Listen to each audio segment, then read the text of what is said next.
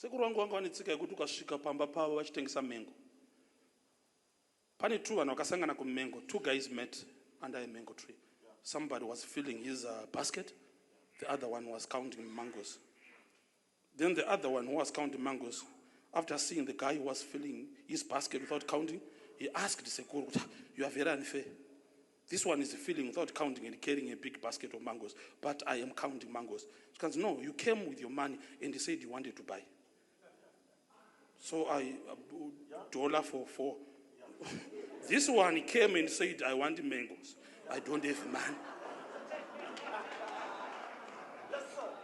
So I do each one of you on their terms. Yeah. Jabez prayed and he said, "May you increase my territory." And the Lord rewarded. Yeah. Have you asked? Yeah. Solomon asked riches, intelligence, and he was given. Why are you busy talking about people who have what they've asked for? As if by talking about them, the Lord will bless you. The Lord won't bless you by hearsay. You are powered by anger. Ask